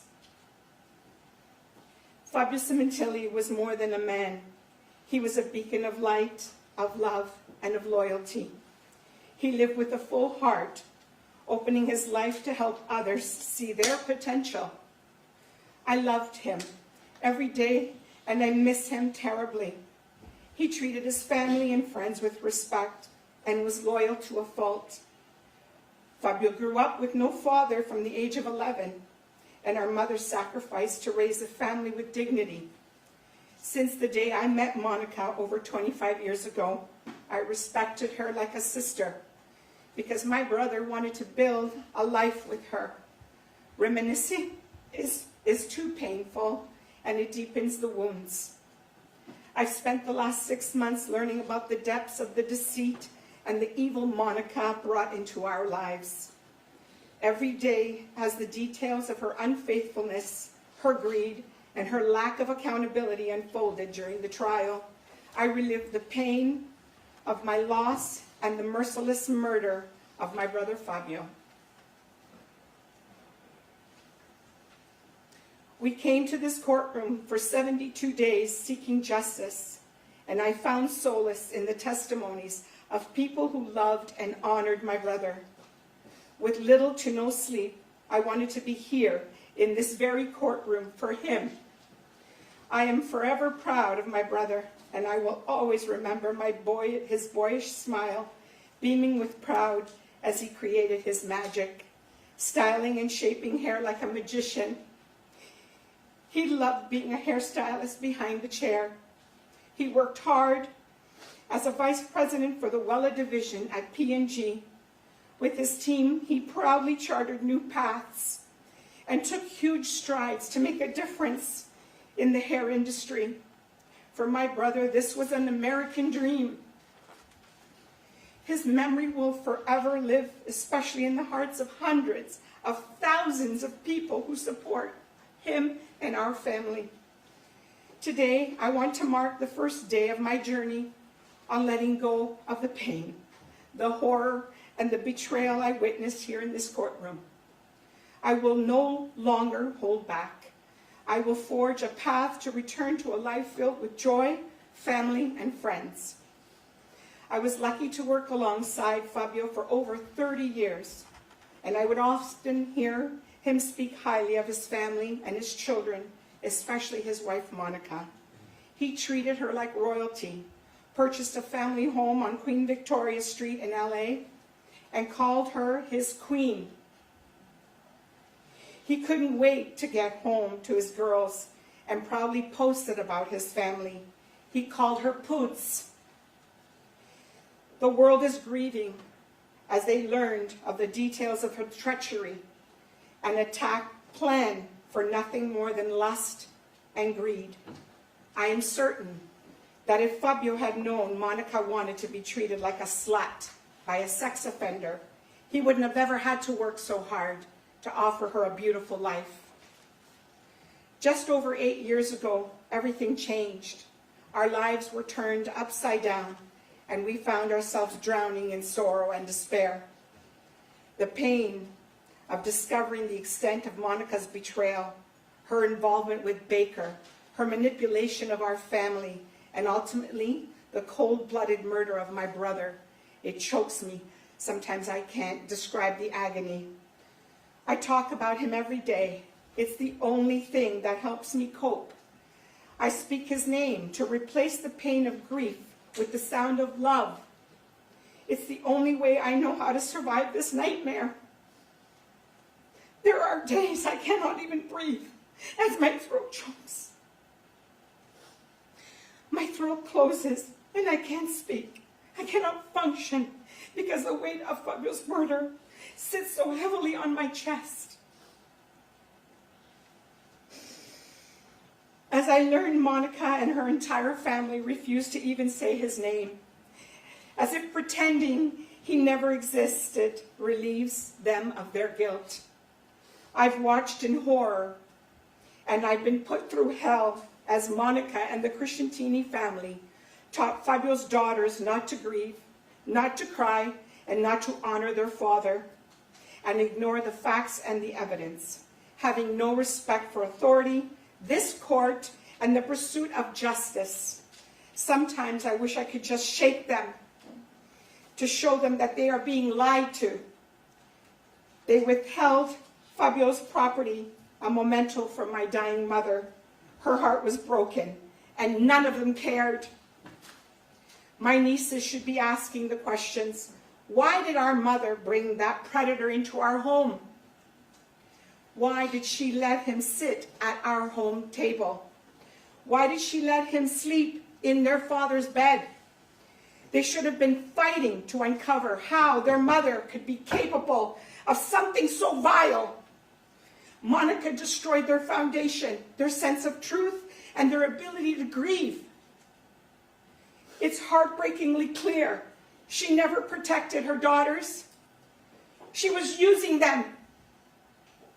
Your Honor, what Monica did to her daughters and to my nephew Luigi is unforgivable.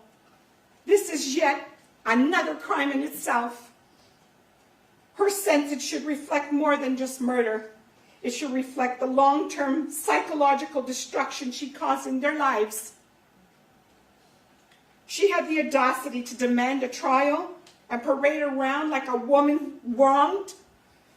And in the end, she exposed not only her shameful affair, but the truth of the kind of mother she was. She is a complete and utter stupid bitch. Watching her dressed like a slut for Baker, living 6 months off of blood money, only a devil can manipulate a reality to suit her comforts. In all my worst nightmares, I could never have fathomed this calculated plan. Monica, you are a demon. She can't even look at me. And all your actions and your deceit has told us so. I hope every blood dollar you and your Crescentini family have is used on meds. Traded a beautiful life for trashy garages, dirty beds, Pinot Grigio for tubes of semen from a repulsive convicted sex offender. You didn't just kill Fabio, you humiliated him. You let him carry guilt for working hard while you carried on with a degenerate sex offender. You didn't just kill Fabio. You betrayed him in the most despicable way. Then you held my grieving mother and you pretended to mourn Fabio when you were the killer. On June 14, after your arrest, our lives became a living hell. And your family treated us like predators and not the victims we are. For this colossal betrayal, those who sided with you in silence cannot pretend today to have supported my brother. I get chills recapping the testimony of Deborah Obad, her sister Anna, and my nieces. Shame on them. Shame on all of them. Mena Grant, sisters, cousins, aunts, and every one of them. For not honoring my brother during the trial. Deborah Obad enjoyed the drama. And I can never understand this sick obsession. She called me the night of the arrest in June and said, Monica's family is looking for the best lawyer money can buy. The Crescentini family stood by and allowed Monica's treachery to fester. The silence is as violent as the act itself. She traded lust for love, family for filth, decency for destruction. She masterminded this egregious murder on my brother. She resorted to murder to make room for Baker. She did this because no one would have accepted that deplorable man. Had she ever divorced Fabio, especially her discerning family, that is why she needed Fabio's life insurance money, to dress him up and make him look like a successful man. She enjoyed Baker treating her like a whore, shopping at thrift stores for slutty, skanky clothes. This sleazeball had $40 in the bank. She even paid for the restaurant bills and the hotel bills, all while leaving her girls home alone. What mother does that? There is a deep shame that follows me every day. The shame that comes from what she did to Fabio, from the utter lack of dignity she was shown by the woman he trusted. My mind races and I ache with agony for the way he died alone, bleeding to death, and knowing she had set him up. He knew she had set him up.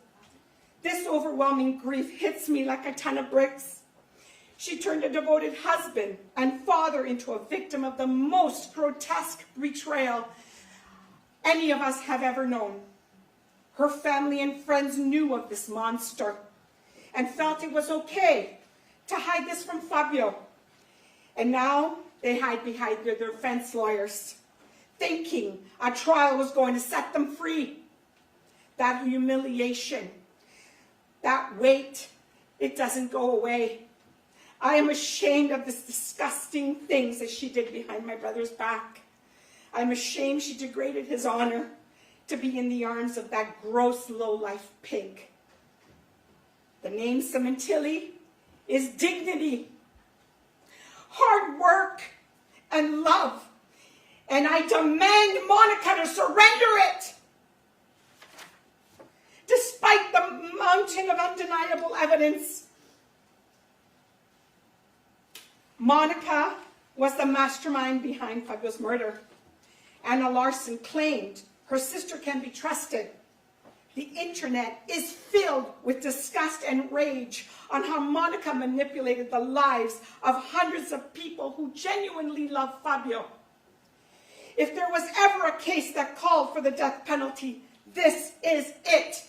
Monica Crescentini and the co-conspirators acted with such depravity, such calculated cruelty, such complete disregard for human life, that it's clear they represented exactly the kind of evil for what the death penalty was intended. She could have chosen divorce and let my brother live. This disgusting pig before you had 2 legs, which the whole world saw, and she could have quite capably go to work to earn a living to support her and her sex-crazed fantasies, instead of choosing a murder. After years of agony, the truth has triumphed. On April 11, Monica Sementilli was found guilty, and in that moment, for the first time in over 8 years, I felt the weight of injustice begin to lift. I will carry with me for the rest of my life a deep gratitude for the 12 individuals who honored their sacred duty. They listened and they made sure Monica was held accountable for all the destruction she caused. Judge Cohen, I thank you for your strength, your fairness, and for making our family feel justice did not fail. You created a courtroom where truth was protected and my brother's dignity restored, even in death. Thank you, Beth Silverman and Heather Segal, for your strength, the intelligence, and the unwavering pursuit of justice, making us proud beyond words. You fought with dignity, with respect, and with an unshakable resolve. There were many small and victorious moments throughout this trial, moments when I watched in awe as the prosecution brilliantly uncovered the truth and brought to light the grotesque and damning evidence of Monica's sorcery. Each moment was a step closer to justice. The Sementilli family loves you all. Today, a life sentence will set us free for the wretched pain she put us through. If you see me smiling, let it be a reminder that Monica is spending her life sentence in a California jail, living hell on earth. It is obvious that Monica tried to manipulate the world into believing that she was a victim. But here's the part she did not ever anticipate: getting caught. And what a beautifully orchestrated sting operation the world watched during the arrest. Monica will never again experience the joy, love, or excitement that Fabio brought into her room. She will never know what it's like to be truly loved again the way Fabio loved her. Your Honor, I must admit, I Googled what happens in a female prison. I needed to know. And I read that the inmates ensure newcomers get a brutal welcome. Bathrooms and showers will always be perpetually nauseated with feces and urine bombs, disgusting food, female on female, and poor hygiene. And I can't deny I like the sounds of that. With every holiday, I will grow more at peace knowing Monica's eating food that even the rats don't want to eat. In honor of my brother, I am ready to make the most of life because that's what Fabio would have wanted for me. I will cherish the memories of his love, his laughter, and his strength. With my grandkids and my family, I will always remember him with pride.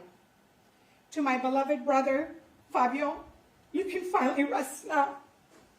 Let your love and our words rest your soul.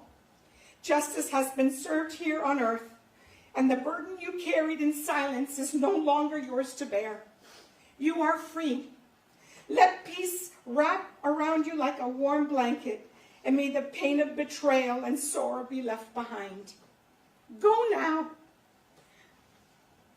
Go to the arms of those who went before you, our father, our mother, our uncles and cousins. They're waiting to welcome you into God's eternal embrace. You are safe now. No more suffering, no more fear, only light, love, and peace. In honor of you, I will always remember the man you were. No matter what, you always put others first. I will make sure your legacy endures. I will continue to talk about you and ensure you are never forgotten. I will keep your daughters in my prayers and your son in my heart, and hope that one day that the Crescentini family will cut off the unhealthy hold they have on your daughters. And for you, Monica, your name will forever be synonymous with betrayal, deception, and the murder of Fabio Sementilli. I urge all his loved ones to dedicate today, June 23rd, to Fabio's memory. Break open champagne and celebrate with us, and include our glorious brother Fabio in all your prayers, because Fabio won, the prosecution won, and the Sementilli family won! Thank you.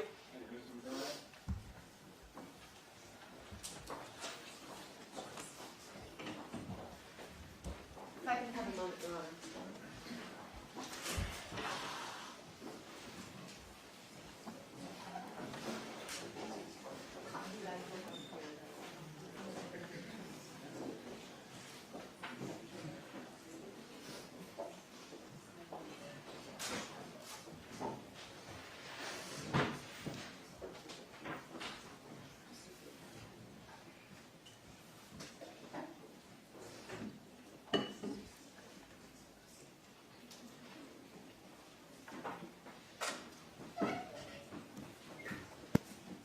Good morning, Your Honor, members of the court, and all present. My name is Jessica, and I'm the oldest daughter of Monica and Fabio. In the spirit of trying to heal from this very horrible situation, I'd like to speak about my parents, of how I remember them.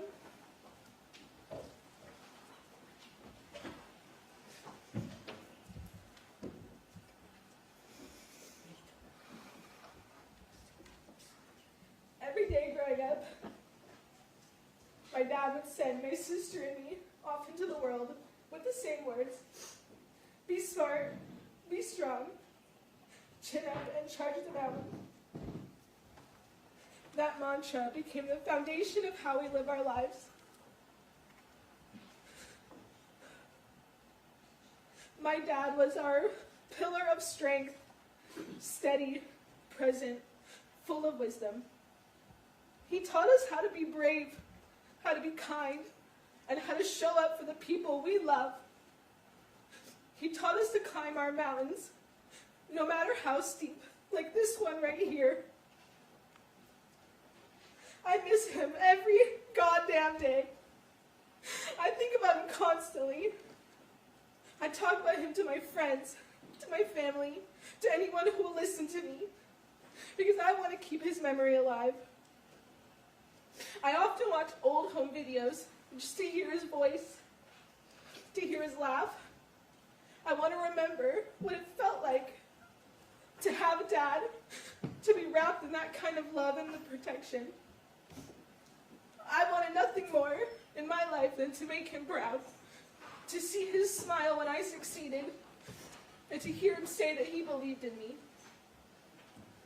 We used to have these family meetings, and at the end of each one, we'd all put our hands in together, and we'd chant Sementilli power. I used to think it was so cheesy. Now I treasure it. I'd give anything to just sit in one more of those meetings. I know how lucky I was to have a dad like him. He was the best dad anyone could ask for. I have to remind myself that it's better to have had him and lost him than to have never had him at all. I still feel him around me. I hear his voice all the time. When someone I love says something he would have said, I know it's him there with me. When I got my acceptance letter to UCLA, all I wanted to do was to call my dad and to tell him.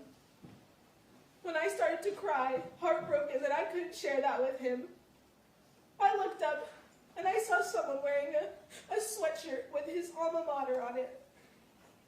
I know that was my dad, and I know that was him telling me that I'm here, and I see you, and I hold on to all moments like that.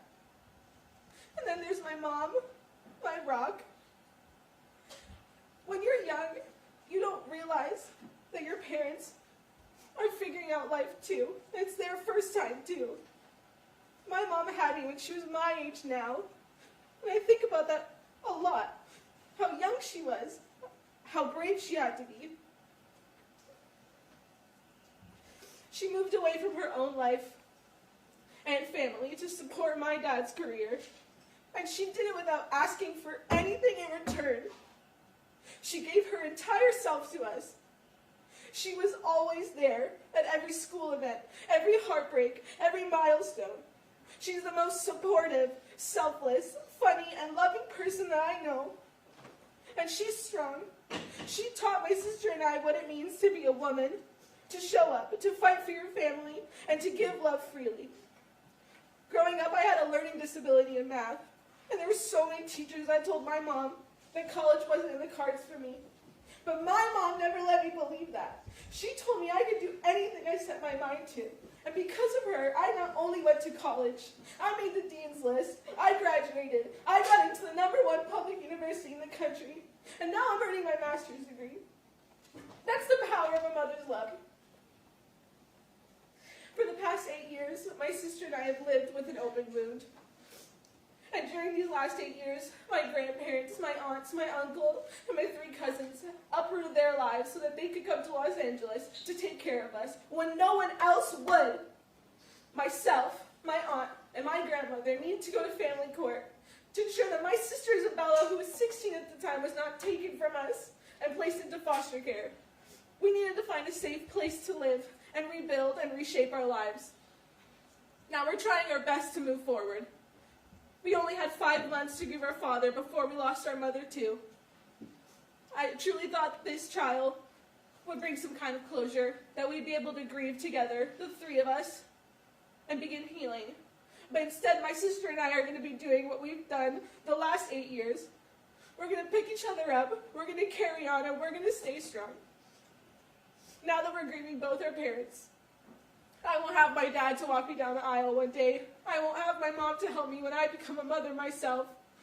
And yet I will keep going. I'll keep fighting for justice, for the truth, and for my mom. I am mindful of the importance of respecting the court's procedures and the ongoing legal process. We hope the appeal will be granted and that true justice will prevail. We respectfully ask this court to please consider my sister and I when deciding where my mom will serve her sentence.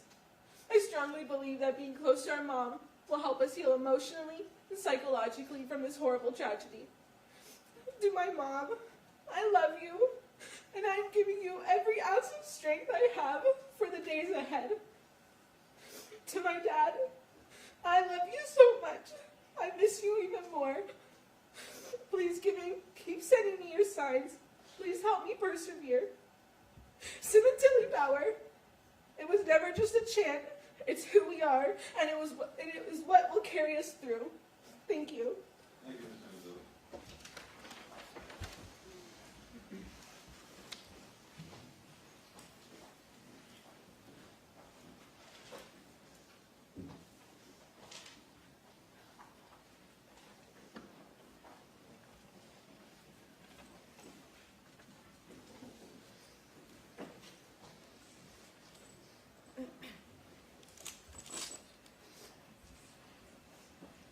Good morning, Judge Cohen, members of the court, and all present. My name is Isabella. I'm the youngest daughter of Monica and Fabio Sementilli. I stand here to tell you about the wonderful home my parents made for me. I urge you all to reconsider the picture that was painted of our family dynamic. I had the best childhood thanks to my mom and my dad. I had the most supportive parents who created a safe and loving home. My father was a man that I respected, trusted, and leaned on for comfort. He was front row with my mom, laughing and clapping at all of my school plays. He always asked me about my life, my friends. He truly cared to know about his daughter.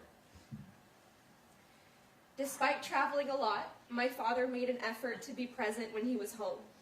He really listened to me. He taught me how to stand up for myself while still being respectful, and told me from a young age that the only opinion about myself that matters is my own. When you go to judge somebody, look in the mirror because that's usually what you want to fix about yourself. I'm grateful to have learned that so young. I get my hard work ethic from my father. He would jokingly ask who would become the hairdresser in the family and continue his legacy. I didn't know at the time that I would be the one following in his footsteps, but I thank him for guiding me to find my passion and lifelong career. I will continue my father's legacy in the hair industry, filling some big shoes, but in my own way. To those who knew my father, you also know how funny he was. My tears would turn to laughter in seconds. I'm confident I can speak on behalf of my sister and brother that we had the best father. Not many people got to know my father when he was home with his family. Once the suit and tie came off, that was the real Fabio I knew, and I feel lucky for that.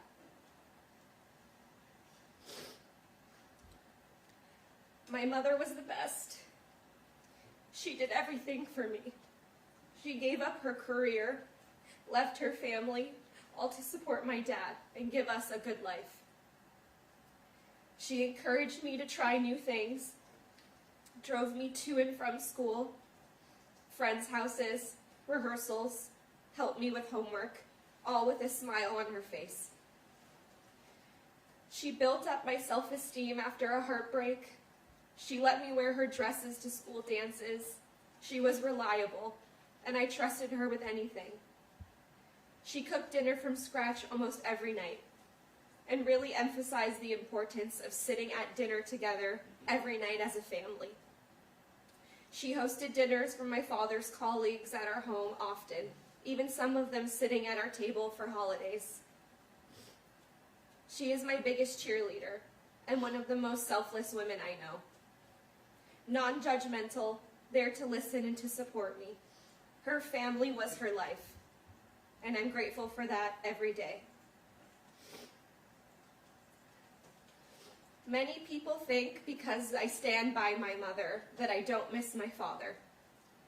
Let me say right now to those watching, that is false. I think about my dad every single day, wondering what he would be saying or what his advice would be. My dad was the biggest loss of my life, and it pains me that he will never know this version of me. But I know for a fact he would be proud of me speaking today, honoring our family in a positive way.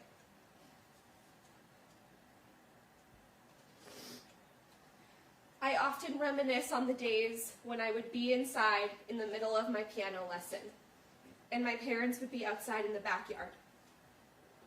We could hear my dad's laugh from across the entire house. Then I'd look outside and see them laughing together. They spent every night outside, talking, laughing, enjoying each other's company. They were best friends, and I didn't know how lucky I had it. My parents were the best wedding guests. They would take over the dance floor and dance all night long.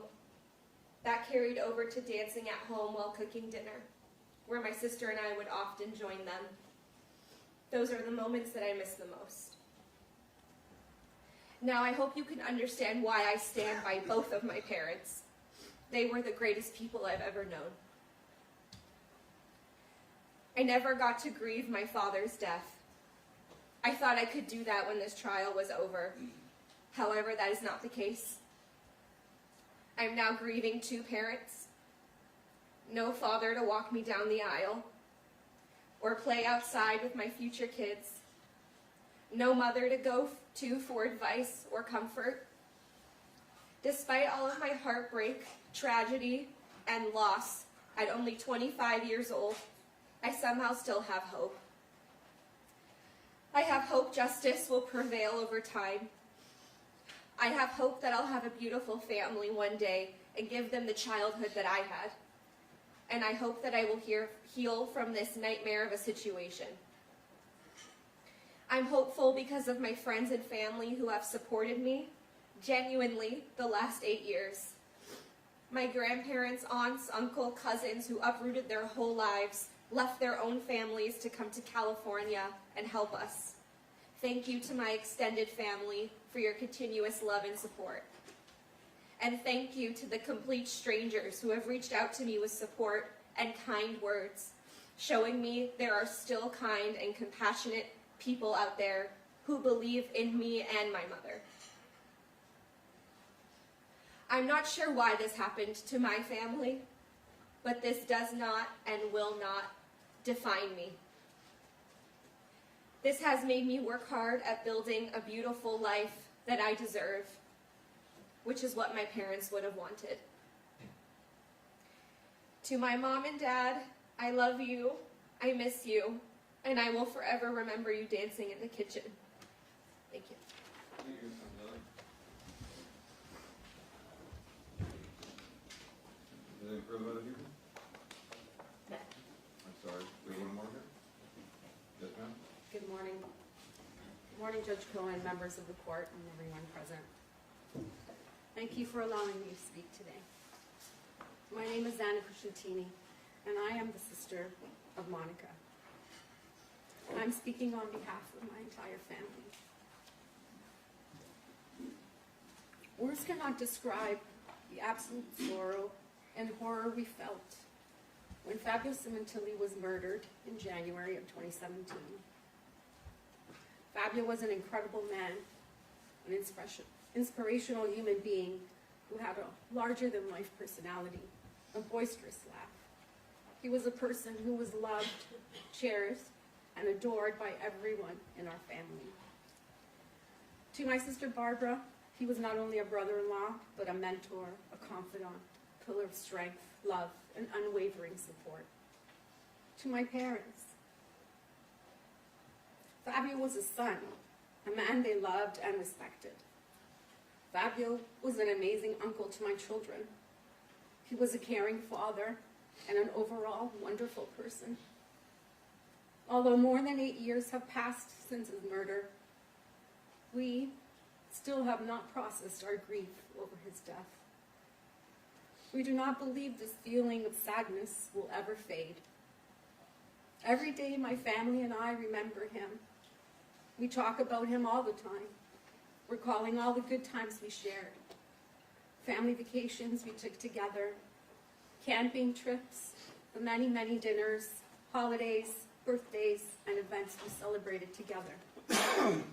He was a major part of not only my life, but in the lives of my 3 children, my husband, my parents, and especially my sister Barbara, who adored and loved him. What happened was a tragedy that tore through our family and nearly broke us. Although we shed tears over his death, we have not had time to really grieve or mourn him properly the way we want to. The reason I think it is obvious. It is, after all, why I'm standing here today.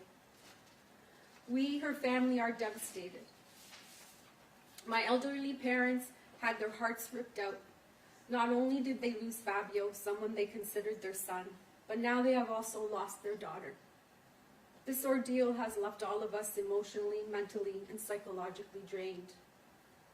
On behalf of my mom, my dad, my sister Barbara, my husband Grant, and my 3 children, we would like to thank all of those who have reached out to us to express their love and support. This includes all of our extended families, our friends, and especially to the complete strangers who have reached out to us during this horrible ordeal. In a world full of so much hate, it has meant everything to us to know that there are still compassionate and sympathetic people out there. I miss Fabio, my brother-in-law, who was always there for me. He was a wonderful man, a great friend, and a fantastic uncle. But I will also miss my sister, my best friend, the person I played cards with, spent many afternoons raising kids with, the sister I shared everything with, the sister that I know is loyal, honest, loving, kind, generous, and so full of life. We all miss her, and we will forever love her. We, her family, stand by her and will continue to fight until the whole truth comes to light. We ask for privacy and understanding as we continue this journey, and we trust that justice, in its truest sense, will ultimately prevail. Thank you. Thank you.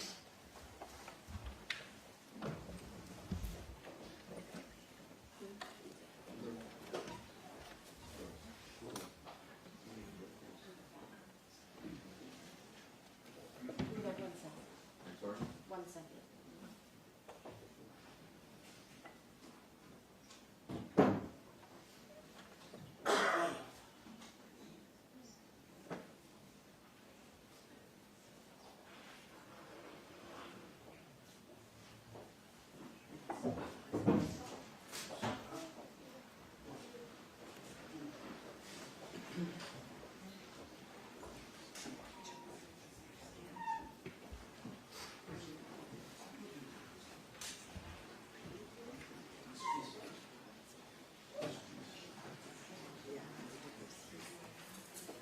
Is there any further from the people? No, Your Honor. Is there any issue of restitution? I believe there are no burial expenses at this point because he is sitting in a plot that doesn't belong to them. Very well. At some point there might be, but I doubt we'll go with that. Although no person is asking for probation, the defendant is statutorily ineligible for probation pursuant to the dictates penal section 190 and 190.2, and consequent probation is denied. As counsel has pointed out, I do have discretion under penal section 654 as to which count to impose sentence. Listening to the evidence in this matter, I do find that the defendant was the mastermind in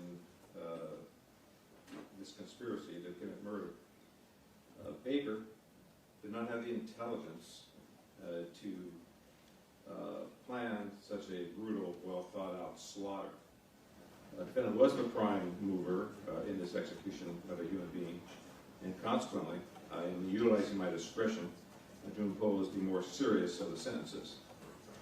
Although this is not before me, Penal Code Section 1385.1 states that a court does not have discretion to strike a special circumstance that is found true by the jury. The legislature has, in its wisdom, had such bills before it that would take away this lack of discretion. For purposes of any future legislature, I must state now that if I had the discretion to strike a special circumstance, in this particular case, I would not. For the crime which offense been convicted in count 1, violation of section 187, subsection A, murder in the first degree, with special circumstances having been found true pursuant to section 190.2, subsection A, subsection 1, and 190.2, subsection A, subsection 15, we sentence the court as follows. Probation is denied for the reasons I have stated. Defendant is sentenced to state prison for the term prescribed by law, which is life imprisonment without the possibility of parole. As to count 2, violation of section 182, subsection A, subsection 1, conspiracy to commit murder. Defendant is sentenced to state prison for the term prescribed by law, which in that case is 25 years to life. The sentence in count 2 is stayed pursuant to penal section 654. Said stay to become permanent upon the successful completion of the sentence in count 1. Then is levied a $10,000 restitution fine pursuant to penal section 1202.4, subsection B. An $80 security fee, which is $40 per count. A $60 criminal court assessment, which is $30 per count. She is to submit a tissue sample for a DNA data bank pursuant to penal section 296. She is given the following credits of 2,932 actual days, 0 days conduct credits pursuant to penal section 2933.2. This time, ma'am, I have to advise you that you have the right to appeal to the Court of Appeal for the judgment of this court. You wish to appeal, you have 60 days to file your notice of appeal. It must be filed in this court and not in the Court of Appeal. It must state that you are appealing, what it is you're appealing from, and must be signed by you or your attorney. If you appeal, you have a right at no cost to you to a transcript of the trial court proceedings as provided by the California Rules of Court. If you appeal and you do not have the money to hire an attorney, one will be appointed for you free of charge by the appellate court. You understand your appellate rights, ma'am? Very well. We are done. Your Honor, can I ask one additional thing? The court has any discretion for asking that the court recommend that she be housed in CIW, which is the closest state prison facility for the benefit of her children who obviously want to continue seeing her. I cannot tell the Department of Corrections Rehabilitation where to place their inmates. Thank you. Thank you.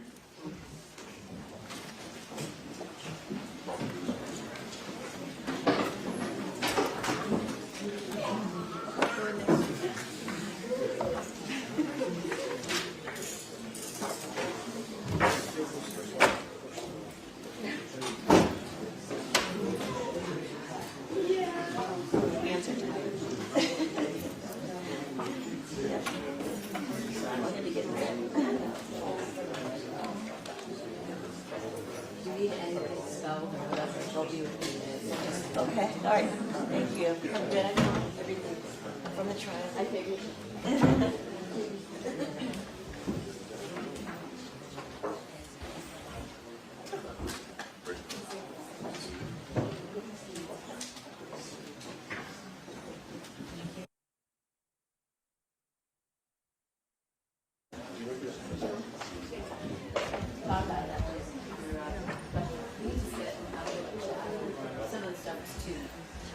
Yeah, and I need a little, especially that, how you fly it around.